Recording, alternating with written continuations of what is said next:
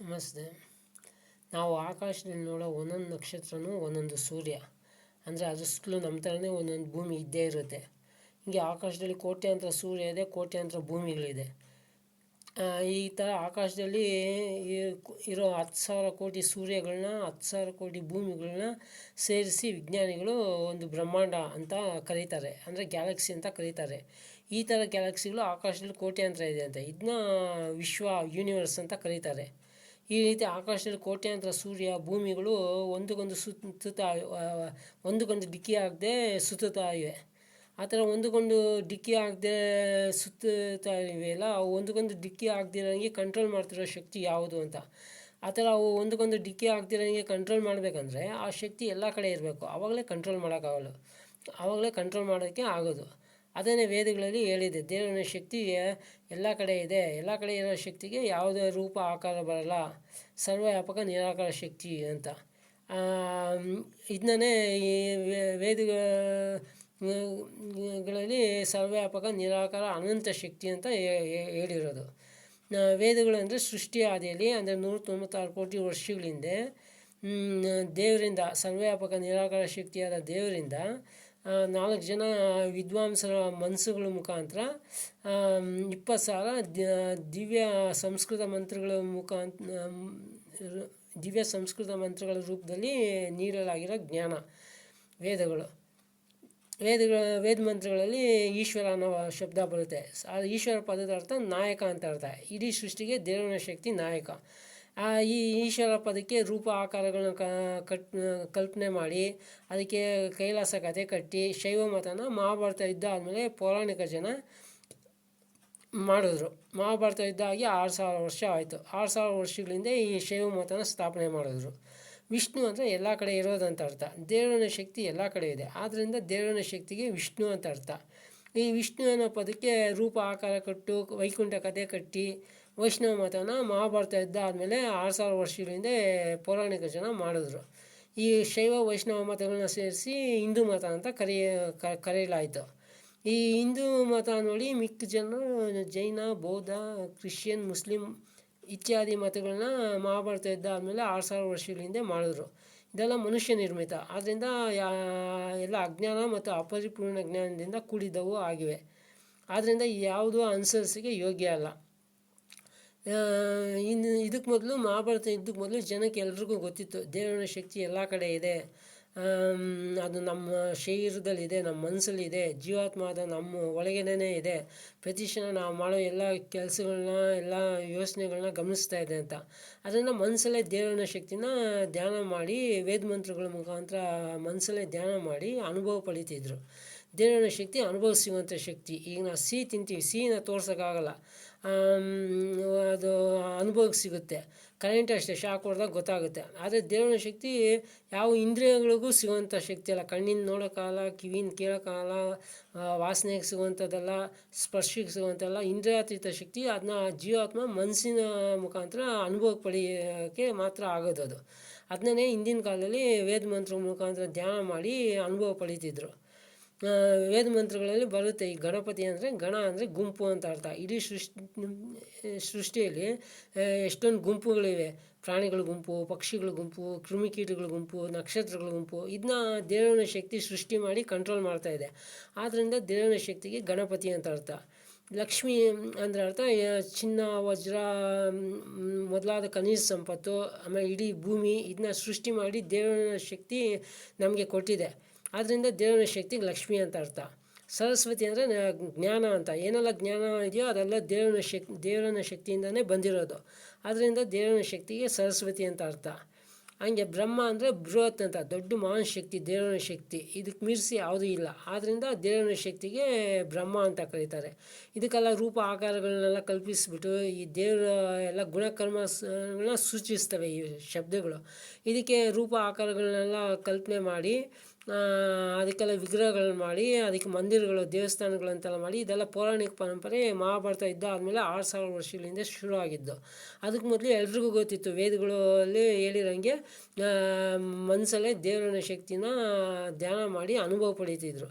ದೇವರು ಅನುಭವಕ್ಕೆ ಸಿಗುವಂಥ ಶಕ್ತಿ ಅದು. ಆಮೇಲೆ ವೇದಗಳಲ್ಲಿ ಹೇಳಿದೆ, ಕೋಳಿ, ಕುರಿ, ಹಸು, ಮನುಷ್ಯರು ಎಲ್ಲರೂ ದೇವರ ದೃಷ್ಟಿಯಲ್ಲಿ ಮಕ್ಕಳಿದ್ದಂಗೆ. ನೀವು ಅವುಗಳನ್ನ ಕೊಂದು ತಿಂದರೆ ದೇವ್ರ ಮಕ್ಕಳನ್ನ ಕೊಲೆ ಮಾಡಿದ ಪಾಪ. ಅದಕ್ಕೆ ದೇವರು ನಿಮಗೆ ಕಾಯಿಲೆಗಳ ರೂಪದಲ್ಲಿ ಶಿಕ್ಷೆ ಕೊಡುತ್ತೆ, ಆಕ್ಸಿಡೆಂಟ್ ರೂಪದಲ್ಲಿ ಕೊಡುತ್ತೆ, ಇಲ್ಲಾಂದರೆ ಮುಂದೆ ನಿಮಗೆ ಮನುಷ್ಯರನ್ನ ಕೊಡೋದಿಲ್ಲ. ಈಗ ನಾನು ನಿಮ್ಮನ್ನ ನೋಡ್ತಾ ಇದ್ದೀನಿ ಅಂದ್ರೆ ಅರ್ಥ ನಿಮ್ಮ ಶರೀರ ನೋಡ್ತಾ ಇದ್ದೀನಿ. ಶರೀರದಲ್ಲಿರೋ ನಿಮ್ಮನ್ನ ಜೀವಾತ್ಮನ ನೋಡೋಕ್ಕಾಗಲ್ಲ. ಆತ್ಮ ಅನ್ನೋದು ಯಾವ ಸ್ಕೋಪಿಂದ ನೋಡೋಕ್ಕಾಗಲ್ಲ. ಪರಮಾಣುಗಿಂತ ಸೂಕ್ಷ್ಮ ಜೀವಾತ್ಮ.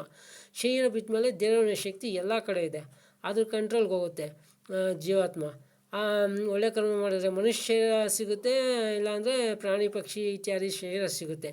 ಶರೀರ ತ್ಯಜಿಸಿ 1 ನಿಮಿಷದೊಳಗಡೆ ಜೀವಾತ್ಮ ಅದರ ಮುಂದಿನ ತಂದೆ ಶರೀರದೊಳಗಡೆ ಸೇರಿಕೊಳ್ಳುತ್ತೆ. ಮುಂದಿನ ತಂದೆ ಶರೀರದ ವೀರ್ಯಾಣು ಒಳಗಡೆ ಸೇರಿಕೊಳ್ಳುತ್ತೆ. ಆಮೇಲೆ ವೀರ್ಯಾಣು ಅಂಡಾಣು ಸೇರಿ ಭ್ರೂಣ ಆಗುತ್ತೆ. ಆಗ ಭ್ರೂಣನ ಪ್ರವೇಶ ಮಾಡುತ್ತೆ ಜೀವಾತ್ಮ. ಆಮೇಲೆ ಮುಂದೆನೇ ಆ ಭ್ರೂಣ ಅದು ಶರೀರ ಆಗಿ ವಿಕಾಸ ಆಗೋದು. ಈ ರೀತಿ ವೇದಗಳಲ್ಲಿ ಎಲ್ಲ ಹೇಳಿದೆ. ಜೀವಾತ್ಮದ ಬಗ್ಗೆ, ಪರಮಾತ್ಮದ ಬಗ್ಗೆ ಪ್ರತಿಯೊಂದು ಸ್ಪಿರಿಚುವಲ್ ಆಧ್ಯಾತ್ಮಿಕ ನಾಲೆಜ್ ಹೇಳಿದೆ ಎಲ್ಲ ವೇದಗಳಲ್ಲಿ.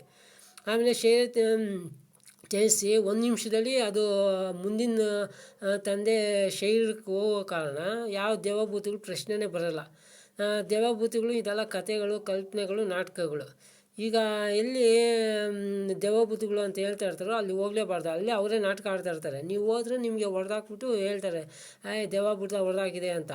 ಆಮೇಲೆ ಕೆಲವೊಂದು ಕಡೆ ವೈಜ್ಞಾನಿಕ ಕಾರಣ ಇರುತ್ತೆ. ಈಗ ಹಳೆ ಬಾವಿಗಳ ಹತ್ರ ಹೋದರೆ ನೈಟ್ರಸ್ ಆಕ್ಸೈಡ್ ಪ್ರೊಡ್ಯೂಸ್ ಆಗ್ತಾ ಇರ್ತದೆ.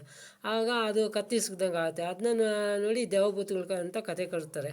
ಆಮೇಲೆ ವಿಜ್ಞಾನಿಗಳು ಹೇಳೋದು ಕತ್ಲೆಯಲ್ಲಿ ನೀವು ಒಬ್ಬರೇ ಕುಂತಿದಾಗ ನಿಮ್ಮ ಮನಸ್ಸು ಶೂನ್ಯ ಪ್ರಜ್ಞೆ ಸ್ಥಿತಿಗೆ ಹೋಗುತ್ತೆ. ಆಗ ಯಾರು ಬಂದು ಮುಟ್ದಂಗೆ, ಹೊಡೆದಂಗೆ, ಮಾತಾಡಿಸ್ದಂಗೆ ಆಗುತ್ತೆ. ಅದನ್ನ ದೇವಭೂತಗಳ ಅಂತ ಕತೆಗಳು ಕಟ್ಟಿ ಈ ಥರ ಜನರಲ್ಲಿ ಎಲ್ಲ ಭ್ರಮೆಗಳನ್ನ ಎಲ್ಲ ಹುಟ್ಟಾಕಿದ್ದಾರೆ. ಆದರೆ ಆ್ಯಕ್ಚುಲಾಗಿ ದೇವಭೂತಗಳನ್ನು ಬರೋದೇ ಇಲ್ಲ. ಆಮೇಲೆ ವೇದಗಳಲ್ಲಿ ಎಲ್ಲ ಥರ ನಾಲೆಜ್ ಇದೆ. ರಾಕೆಟು, ಹಡಗು ತಯಾರಿಸೋದು, ಏರೋಪ್ಲೇನ್ ತಯಾರಿಸೋದು, ಕರೆಂಟ್ ಪ್ರೊಡ್ಯೂಸ್ ಮಾಡೋದು, ಪ್ರತಿಯೊಂದು ಅಗ್ರಿಕಲ್ಚರ್ ಮಾಡೋದು, ಕೃಷಿ ಮಾಡೋದು, ಪ್ರತಿಯೊಂದು ಈ ವೇದಗಳಲ್ಲಿ ಹೇಳಿದೆ. ನಾವು ವೇದಗಳು ಸ್ಟೇ ಮಾಡಿ ಆಗಿನ ಕಾಲದಲ್ಲಿ ಕರೆಂಟಲ್ಲಿ ವಿದ್ಯುತ್ನಿಂದ ಏರೋಪ್ಲೇನ್ನ ಪುಷ್ಪಕಮಾನ ಅಂತ ಓಡಿಸ್ತಾಯಿದ್ರು. ಈಗಿನ ಕಾಲದಲ್ಲಿ ಎಲ್ಲ ಏರೋಪ್ಲೇನ್ಗಳನ್ನ ಪೆಟ್ರೋಲ್ ಹಾಕಿ ಓಡಿಸಿ ಗಾಡಿಯೆಲ್ಲ ಹಾಳು ಮಾಡ್ತಾರೆ, ಪೊಲ್ಯೂಟ್ ಮಾಡ್ತಾರೆ. ಹಂಗೆ ವೇದಗಳಲ್ಲಿ ಪ್ರತಿಯೊಂದು ನಾಲೆಜು ಹೇಳಿದೆ. ಯೋಗ ಅನ್ನೋದು ವೇದಗಳಲ್ಲೇ ಬರೋದು. ವೇದಗಳಿಂದ ಹೊರ ತೆಗೆದಿರೋದು, ವೇದಗಳಿಂದ ಪರಿಷ್ಕೃತ ಮಾಡಿ ತೆಗೆದಿರೋದು. ಯೋಗ ಅಂದರೆ ಜೀವನ ಪದ್ಧತಿ ಅಂತ. ಅದರಲ್ಲಿ ಯಮ, ನಿಯಮ, ಆಸನ, ಪ್ರಾಣಾಯಾಮ, ಪ್ರತ್ಯಾಹಾರ, ಧಾರಣ, ಧ್ಯಾನ, ಸಮಾಧಿ ಅಂತ 8 ಅಂಗ ಇದೆ. ಅದರಲ್ಲಿ ಯಮ ಅಂದರೆ ಅದರಲ್ಲಿ ಶುರುವಲ್ಲಿ ಸತ್ಯ, ಅಹಿಂಸೆ, ಸತ್ಯ, ಅಸ್ಥೇಯ, ಬ್ರಹ್ಮಚರ್ಯ, ಅಪರಿಗ್ರಹ ಅಂತ. ಅದು ಅಹಿಂಸೆ, ಸತ್ಯ, ಅಸ್ಥೇಯ, ಬ್ರಹ್ಮಚರ್ಯ, ಅಪರಿಗ್ರಹ ಅಂತ. ಇದು ನಿಯಮದಲ್ಲಿ ಶೌಚ, ಸಂತೋಷ, ತಪ, ಸ್ವಾಧ್ಯಾಯ, ಈಶ್ವರ ಪ್ರಣಿಧಾನ ಅಂತ. ಅಹಿಂಸೆ ಅಂದರೆ ನೀವು ಸತ್ಯಾರಿಯಾಗಿರಬೇಕು. ಅದು ಯಾವುದೇ ರೀತಿ ಹಿಂಸೆ ಮಾಡೋದು. ಆಮೇಲೆ ಸತ್ಯಾಚರಣೆ ಮಾಡಬೇಕು, ಅಹಿಂಸೆ, ಸತ್ಯ. ಅಸ್ಥೇಯ ಅಂದರೆ ಕಳ್ತನ ಮಾಡದೇ ಇರೋದು ಅಂತ. ಬ್ರಹ್ಮಚರ್ಯ ಅಂದರೆ ಇಂದ್ರಿಯಗಳನ್ನ ಕಂಟ್ರೋಲ್ ಮಾಡ್ಕೋಬೇಕು ಅಂತ. ಕಂಟ್ರೋಲ್ ಮಾಡಬೇಕು, ವಿಷಯ ಆಸಕ್ತಿಯಿಂದ ದೂರ ಇರಬೇಕು ಅಂತ. ಲೈಂಗಿಕ ಇಚ್ಛೆನ ಕಂಟ್ರೋಲ್ ಮಾಡೋದು ಬ್ರಹ್ಮಚರ್ಯ. ಆಮೇಲೆ ಅಪರಿಗ್ರಹ ಅಂದರೆ ಎಷ್ಟು ಅವಶ್ಯಕತೆ ಅಷ್ಟೇ ಮಾತ್ರ ಇಟ್ಕೊಳ್ಬೇಕು, ಅದಕ್ಕಿಂತ ಹೆಚ್ಚು ಸಂಗ್ರಹ ಮಾಡಬಾರ್ದು ಯಾವುದೇ ರೀತಿಯ ವಸ್ತುಗಳು. ಇದನ್ನೆಲ್ಲ ಹಿಂದಿನ ಕಾಲ ಆಚರಣೆ ಮಾಡಿ ದೇವರನ್ನ ಅದೇ ಎಲ್ಲ 8 ಅಂಗಗಳು ಬರ್ತಾಯಿದ್ದು ಪಾಲನೆ ಮಾಡುವಾಗ ದೇವರ ಶಕ್ತಿ ಅನುಭವ ಸಿಗುತ್ತೆ. ಅದರಿಂದ ಆಗ ಆನಂದ, ಅದು ದೇವರಿಂದ ಆನಂದ ಎಷ್ಟಿದೆ ಅಂದರೆ ಒಬ್ಬ ಚಕ್ರವರ್ತಿ ಸುಖನೂ ನೀವು ಹೋಲ್ಸೋಕ್ಕಾಗಲ್ಲ. ಈಗ ಒಬ್ಬ ಚಕ್ರವರ್ತಿಗೆ ಇಡೀ ಭೂಮಿನೇ ಅವನದಾಗಿರುತ್ತೆ. ಆಮೇಲೆ ಅವನು ಇಡೀ ದೊಡ್ಡ ಪರಿವಾರ ಹೊಂದಿರ್ತಾನೆ. ಆಮೇಲೆ ಅವನು ಏನೆಲ್ಲ ಲೌಕಿಕ ಸುಖ ಬೇಕೋ ಅದು ಪಡಿಬೋದು. ಅವನ ಸುಖನೂ ಏನೂ ಅಲ್ಲ. ಯಾಕಂದರೆ ದೇವರಿಂದ ಪಡೋ ಆನಂದ ಮುಂದೆ ಹೋಲಿಸಿದ್ರೆ ಅದು ಅತ್ಯಂತ ಕಡಿಮೆ ಆಗುತ್ತೆ. ಈಗ ಒಂದು ಬಿಂದಿಗೆ ನೀರಿನ ಜಾಸ್ತಿನ ಸಮುದ್ರ ನೀರು ಜಾಸ್ತಿನ ಅಂದರೆ ಬಿಂದಿಗೆ ನೀರು ಇಲ್ಲಪ್ಪ, ಸಮುದ್ರ ನೀರು ಇಲ್ಲಪ್ಪ ಅಂತ ಎಷ್ಟು ಡಿಫ್ರೆನ್ಸ್ ಬರುತ್ತೆ. ಅದೇ ರೀತಿ ಚಕ್ರವರ್ತಿ ಸುಖ ಬಿಂದಿಗೆ ನೀರಷ್ಟಾದರೆ ದೇವರಿಂದ ಆನಂದ ಪಡಿತಿದ್ರಲ್ಲ ಅದು ಸಮುದ್ರದ ನೀರಷ್ಟು, ಅಷ್ಟು ಜಾಸ್ತಿ, ಕ್ವಾಂಟಿಟಿ ಜಾಸ್ತಿ. ಆಮೇಲೆ ಅದು ಪ್ಯೂರು, ದೇವರಿಂದ ಪಡೆಯೋ ಆನಂದ. ಆದ್ದರಿಂದ ಹಿಂದಿನ ಕಾಲದಲ್ಲಿ ಯಾರು ಈಗಿನ ಕಾಲದ ಥರ ಲೌಕಿಕ ಸುಖದಿಂದ ಹಣ, ಐಶ್ವರ್ಯ ಇದರಿಂದ ಓಡ್ತಾ ಇರಲಿಲ್ಲ. ಎಲ್ಲರಿಗೂ ಗೊತ್ತಿತ್ತು ದೇವರ ಶಕ್ತಿ ನಮ್ಮ ಮನಸ್ಸಲ್ಲೇ ಇದೆ, ನಮ್ಮ ಪ್ರತಿಯೊಂದು ಕ್ರಿಯೆನ ಯೋಚನೆನ ಗಮನಿಸ್ತಾ ಇದೆ ಅಂತ. ಆದ್ದರಿಂದ ಯಾವುದೇ ಅಪರಾಧನೂ ಮಾಡ್ತಿರ್ಲಿಲ್ಲ ಅವರು. ಈಗಿನ ಕಾಲದಲ್ಲಿ ದೇವರು ಅಂದರೆ ಯಾವುದೋ ಒಂದು ದೇವಸ್ಥಾನದಲ್ಲಿರೋ ಒಂದು ವಿಗ್ರಹನ ದೇವರು ಅಂದ್ಕೊಂಡಿರೋ ಕಾರಣ ಅದು ಇಲ್ದಿರೋ ಕಡೆ ಬೇರೆ ಕಡೆ ದೇವ್ರು ಇಲ್ಲ ಅಂದ್ಕೊಂಬಿಟ್ಟು ಮನುಷ್ಯ ಅಪರಾಧ ಮಾಡ್ತಾನೆ. ಆ ಥರ ಎಲ್ಲ ಅಪರಾಧ ಮಾಡೋಕ್ಕೆ ಈ ಪೌರಾಣಿಕರ ವಿಚಾರನೇ ಕಾರಣ ಆಗಿದೆ. ದೇವ್ರ ಬಗ್ಗೆ ಯಾರಿಗೂ ಸರಿಯಾಗಿ ನಾಲೆಜ್ ಇಲ್ಲ. ಈ ಭೂಮಿಯಲ್ಲಿ ಎಲ್ಲರೂ ಹಂಗೆ ಆಗ್ಬಿಟ್ಟಿದ್ದಾರೆ. ಮಹಾಭಾರತ ಇದ್ದ ಟೈಮಲ್ಲಿ ದುರ್ಯೋಧನ ಮಾಂಸ ತಿನ್ನೋದು ಹೇಳ್ಕೊಟ್ಬಿಟ್ಟ. ಆಗ್ಲಿಂದ ಅದೇ ಸೈನಿಕರಿಗೆ ಹೇಳ್ಕೊಟ್ಟ, ಕ್ರೂರತನ ಬರುತ್ತೆ ತಿನ್ನಿರಿ, ಯುದ್ಧ ಮಾಡೋಕ್ಕೆ ಮನಸ್ಸು ಬರುತ್ತೆ ಅಂತ.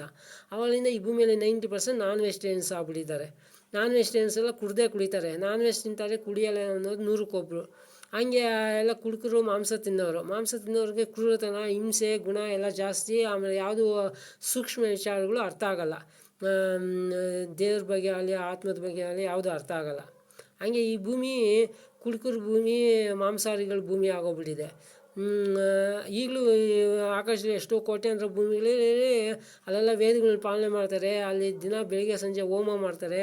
ಪ್ರಾಣಿಗಳನ್ನ ಸಾಯಿಸಲ್ಲ. ಇಲ್ಲಿನ ಥರ ಪೊಲ್ಯೂಷನ್ ಮಾಡಲ್ಲ. ಕರೆಂಟಿಂದ ಓಡೋ ವೆಹಿಕಲ್ಸ್ ಓಡಿಸ್ತಾರೆ. ಆಮೇಲೆ ಕಲ್ಲು ಪೂಜೆ ಮಾಡಲ್ಲ, ವಿಗ್ರಹಗಳ ಪೂಜೆ ಮಾಡಲ್ಲ. ದೇವ್ರನ್ನ ವೇದಗಳಲ್ಲಿ ಇರೋಂಗೆ ಸಂಧ್ಯಾ ವಂದನೆ ಮಂತ್ರಗಳ ಮುಖಾಂತರ ಧ್ಯಾನ ಮಾಡಿ ಅನುಭವ ಪಡೀತಾರೆ. ಹಂಗೆ ಅದೆಲ್ಲ ಸ್ವರ್ಗ ಅಂತ. ಆ ಥರ ಭೂಮಿಯಲ್ಲಿ ಹುಟ್ಟಬೇಕಂದ್ರೆ ಪುಣ್ಯ ಜಾಸ್ತಿ ಇರಬೇಕು, ಆವಾಗಲೇ ಹುಟ್ಟೋಕ್ಕಾಗೋದು. ಪುಣ್ಯ ಜಾಸ್ತಿ ಇರಬೇಕು, ಆ ಥರ ಹುಟ್ಟೋ ಇಚ್ಛೆ ಇರಬೇಕು. ಆವಾಗ ದೇವರು ಆ ಥರ ಭೂಮಿಗಳಲ್ಲಿ ನಿಮಗೆ ಮನುಷ್ಯ ಶರೀರಗಳನ್ನ ಕೊಡುತ್ತೆ. ಈಗ ನಾನು ಕೆಲವೊಂದು ವಿಚಾರಗಳನ್ನು ತಮ್ಮಲ್ಲಿ ಹೇಳಿದ್ದೇನೆ. ಇನ್ನು ಮುಂದೆ ಇನ್ನೂ ಕೆಲವೊಂದು ವಿಚಾರಗಳನ್ನು ಹಂಚಿಕೊಳ್ಳುತ್ತೇನೆ. ನಮಸ್ತೆ.